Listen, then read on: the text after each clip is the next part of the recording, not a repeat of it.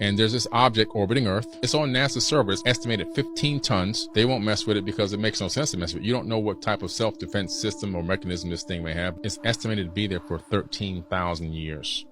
And how we get this number is the NSA analyzed a signal from it. A couple of astrophysicists analyzed the signal, and some ham radio operators back in the 50s also got the same signal, all independent, came up with the same translation, decoding of the signal, that it was saying it was from the Epsilon Boötis constellation.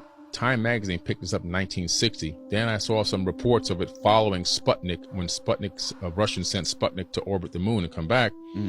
And I said, this thing has course correction. Then they discovered that it was in a polar orbit. It had changed course and went into a polar orbit, something we couldn't do until just recent times. In order to create a lot of the megalithic structures that you've seen, like the pyramid complexes and everything else, you need a polar orbit. But this thing has been orbiting in a polar orbit from the 1950s. So I looked into Epsilon Boötis. I'm like, well, let me research this place.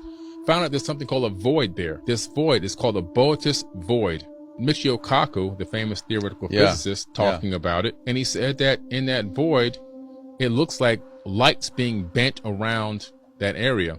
And he says that we think that it's it could be a cloaked advanced civilization. The more I dug into it, I realized that the Black Knight satellite is this object that's still orbiting our planet right now. I think it's watching us.